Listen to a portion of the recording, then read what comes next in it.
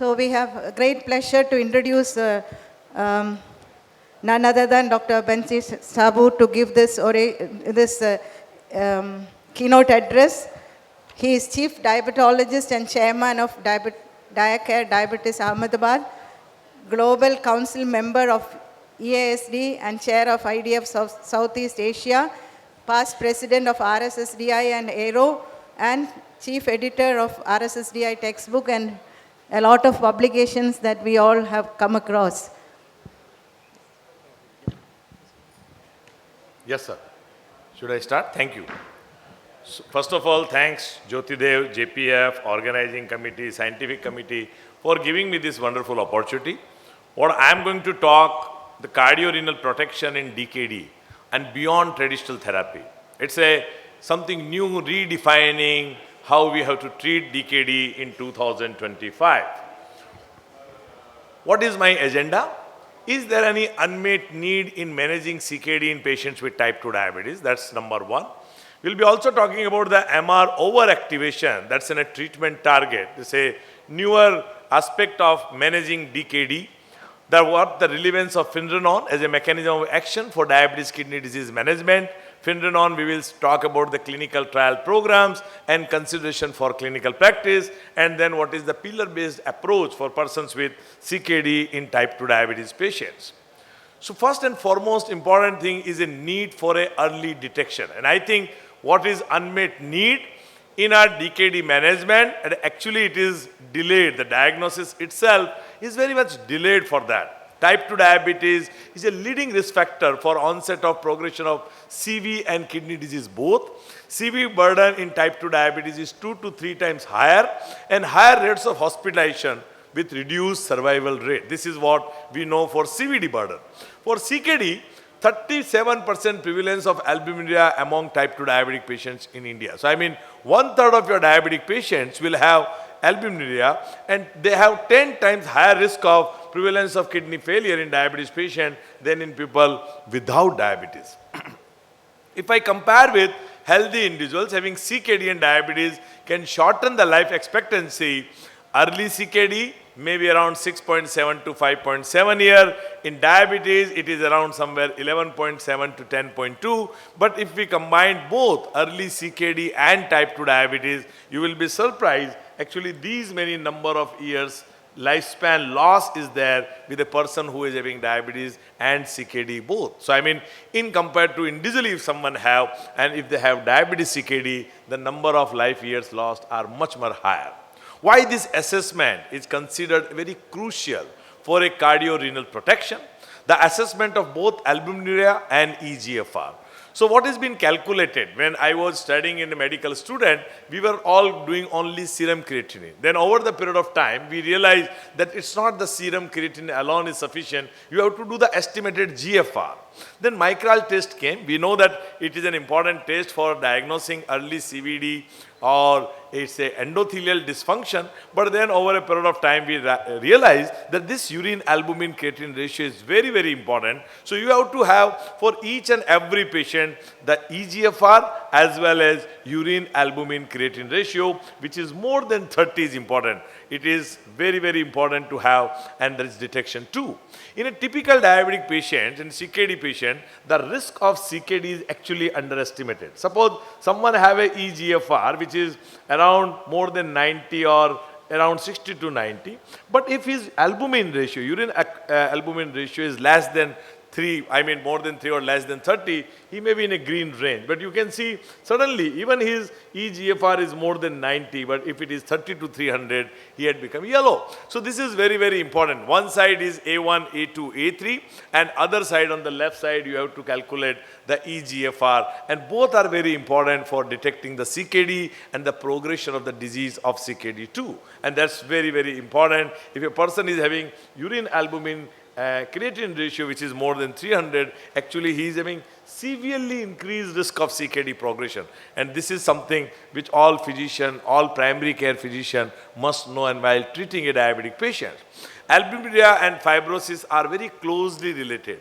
and both are very highly prognostic marker for kidney failure. So if someone have albuminuria, you will say that it slowly increases and simultaneously is going to increase the progression of diabetes kidney disease, and simultaneously the kidney fibrosis is also responsible. So they both go side by side. Increasing urine albumin creatine ratio is a very risk factor for cardiovascular death, and that causes mortality even at a lower value of 30 milligram. Now, this study we were not knowing. We were thinking that more than 30 is definitely urine albumin creatine ratio is increased, or less than 300. But when it starts increasing even lesser than 30, more than 3 urine albumin creatine ratio also, it increases all-cause mortality as well as cardiovascular mortality, and that's the place where you have to detect very, very early.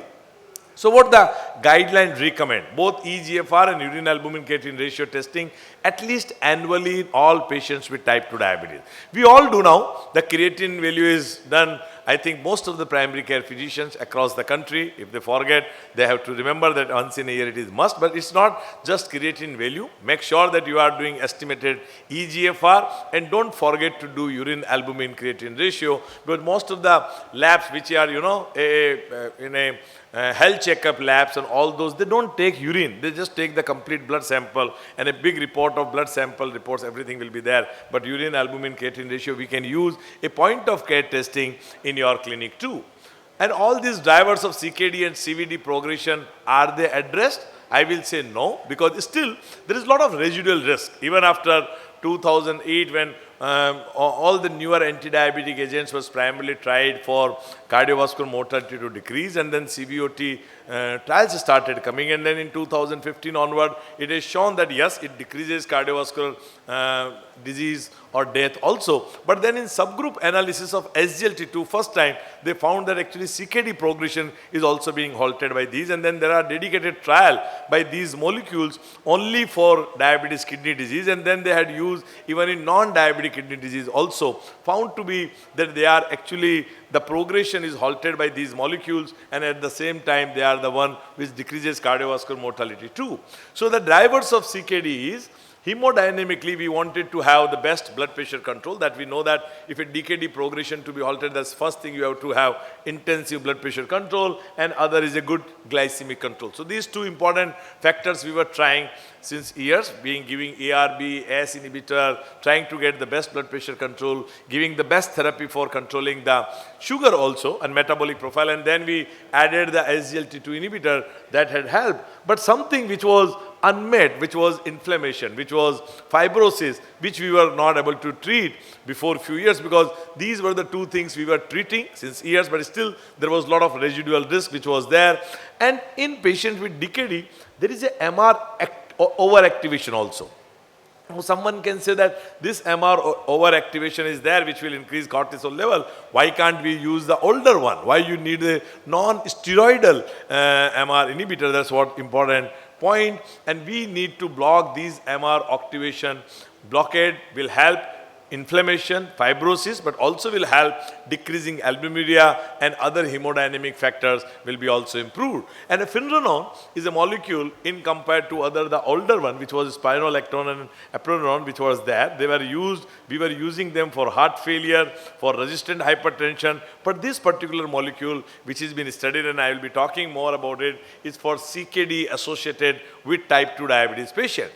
Holistic treatment approach, now it is like RAS blockade, SGLT2 inhibitor, potentially with the flow study now we can use the GLP-1 also. So that's the third important molecule, and the very, very important, which is a pillar which we are also using, we started using, but it should be used by almost all diabetologists, physician, endocrinologists, even at a primary care level. That is what we want to teach, that this is what is required. Why so? Because there is a significant amount of residual risk is there. You go for any trial, all those RAS inhibitor trial, if you see, that was be done for the persons with diabetes kidney disease, here is the for losartan or other molecules, you will find there was a lot of residual risk. When these patients in Credence, DAPA CKD or AMPA kidney, these are the dedicated trial of SGLT2 with kidney, and this is the trial of SGLT2 inhibitor with a cardiovascular outcome trial to show that these have still Residual risk. Yes, definitely it is improved from after putting the patient on, they were already on ACE or ARB and putting them on a DAPA or EMPA or KENA, but still there is a significant amount of residual risk was there. So what evidence which supports Finerenone cardio-renal benefit? So as I told you, this is what the unmet need we need to add, and I already told you now with the evidence, with intensive control of hemodynamic factors, this residual risk also can be decreased. But what evidence support Finerenone cardio-renal benefit? These are the two important trials, which is FIDELIO-DKD and FIGARO-DKD, and both were combined with a paper had come, that is Fidelity, a pre-specified pooled analysis of two landmark trials of FIDELIO-DKD and FIGARO-DKD. Finerenone has been investigated in a largest CKD trial. I mean, in type 2 diabetic patients in a DKD, the Finerenone is the only molecule. Even there are dedicated trial of SGLT2 for diabetes kidney disease, but it's the largest trial. Patient with diabetic kidney disease, here you can see different clinical trials which were there. But this trial was having FIGARO-DKD, 7,437 patients. Individually also is one of the largest. If I combine with FIDELIO-DKD, which is 5,734 patients, so you will not find such a large trial for diabetes kidney disease. And the Fidelity pooled analysis of FIDELIO-DKD and FIGARO-DKD trial included patient, which is almost 13,000 plus patient in stage 1 to stage 4 CKD. These are the patients either given 10 milligram or then 20 milligram. And here you can see that the patient in Fidelity, 40% of the patient had albuminic CKD with preserved kidney function. So, you know, they had used the molecule 40% of the patients, their eGFR was not reduced. They were primarily only the patient with albuminuria. So, you know, you are not treating the patient with an advance. It was very, very early conditions where they were given the Finerenone molecule. And Fidelity pooled analysis of these with the baseline characteristic. These are the patient with urine albumin creatinine ratio of 5 and 5 with mean eGFR of 57.6, which is around 760, and median serum potassium was 4.35. In a Fidelity outcome trial was shown that 14% relative risk reduction with NNT of 46 with 22% risk reduction, relative risk reduction for hospitalization for heart failure. So you are actually composite CV endpoint and hospitalization for heart failure, both are decreased. For the kidney endpoint also there is a 23% relative risk reduction with NNT of 59, and dialysis there is a 20% relative risk reduction to whom you have started the patient on a Finerenone. The Finerenone improved CV and a heart failure outcome both versus placebo in patient with CKD, and in type 2 diabetic patients there is a 22% reduced risk of first hospitalization for heart failure. As I told you, the DKD patients are more prone for a heart failure, and these patients who are put this as a therapy, there was a risk reduction for heart failure. This was a Fidelity. In a FIGARO-DKD, there is a reduced risk of new onset of heart failure in compared to placebo. And here you can see the HR of 0.68 and the confidence interval of 0.5 to 0.93 with a significant p-value too. The ESC in 2023, European Society of Cardiology, the prevention of heart failure recommendation, and they had put in their recommendation that Finerenone in patient with CKD and type 2 diabetes recommended to reduce the risk of hospitalization for heart failure. And that's very important.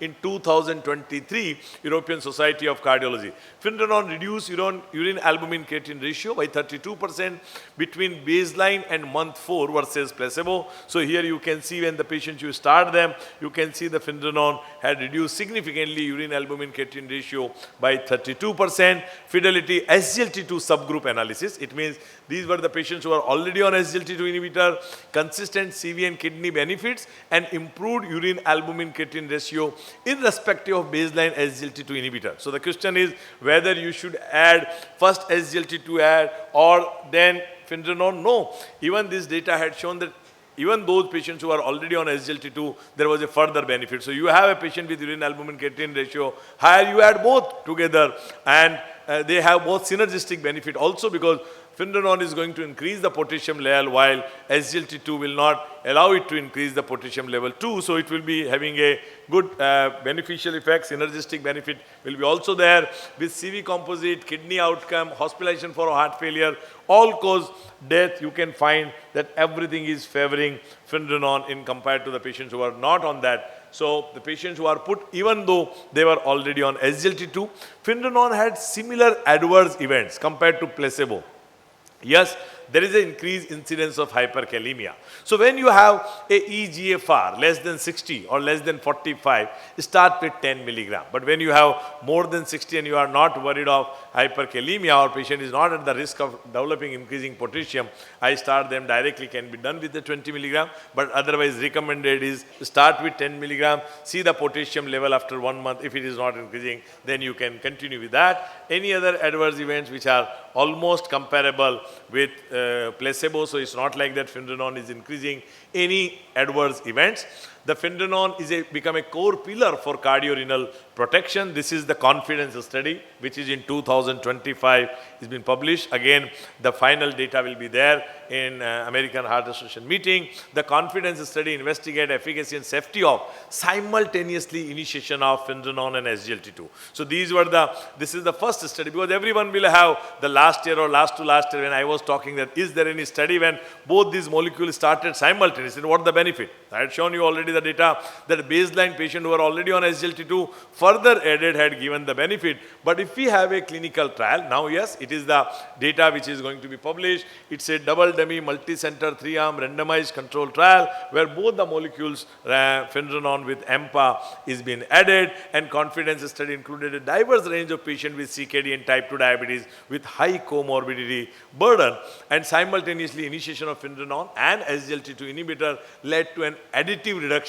in urine albumin creatine ratio up to 52%. So I had shown you the Finerenone which was decreasing 32%, and here by editing both, actually there was a decrease in 52%, and this is 70% of the patient simultaneously initiated on Finerenone, add an SGLT2 inhibitor, achieve ADA recommended target of more than 30% urine albumin creatine ratio. So if you go by ADA guideline, what they are saying that if you can reduce by 30% urine albumin creatine ratio, it is very much beneficial and further DKD progression can be halted. So this is what the recommendation. So almost 20% more patients simultaneously initiated on Finerenone SGLT2 achieved more than 30, 40 or 50% urine albumin creatine ratio from baseline compared to either agent alone. So instead of, now there is no recommendation that first you add SGLT2 and then you add Finerenone. It had become a standard of care, the pillar, the good glycemic control, good blood pressure control, adding them on a ARB, SGLT2 and Finerenone, everything. Simultaneously, initiation of Finerenone and SGLT2 inhibitor was associated with a reversible reduction in systolic blood pressure. Initial eGFR decline, however, was not associated with severe serious kidney-related adverse events, and the initial eGFR decline was predictable, suggesting the change are hemodynamic with no serious AKI events reported. So sometimes this can happen that you have a patient where you have started with a 50 eGFR and later on you find that their actually eGFR is decreasing. Patient may ask you also the question, but make sure and you reassure that this initial dip will be there, but then it will not be a long standing and patient will not go further. Progression of this DKD progression will be definitely halted by this. The incidence of hyperkalemia was numerically lower in patient with simultaneously initiated in Finerenone and SGLT2. As I told you that one molecule is actually not increasing potassium, rather decreasing. So adding both the molecule together is going to give you the additive benefit of this. So in confidence, in trial, there is a simultaneous initiation of Finerenone and SGLT2 inhibitor in patient with CKD and type 2 diabetes, lead to an early reduction in urine albumin creatine ratio, additive reduction of urine albumin creatine ratio up to 52%, 70% of the patients achieving ADA recommended target of more than 30% urine albumin creatine ratio reduction. Overall adverse events profile for the combination was similar to that of either agent alone. What's the guideline recommendation and practical use of Finerenone? Who, when and how, that's very important. So the guideline if you just go through from 2021 to 2024 or 25, almost internationally all guidelines which are talking about the diabetes, heart failure, DKD, American Diabetic Association and European Society of Hypertension, and all these guidelines are recommending various guidelines as a standard of care to add Finerenone in patients with diabetes kidney disease. The recent clinical guidelines, they are also talking this pillar-based therapy that all patients should be on RAS, they all should be on Finerenone, and they all should be on SGLT2 inhibitor. After flow, probably the fourth pillar will be added here.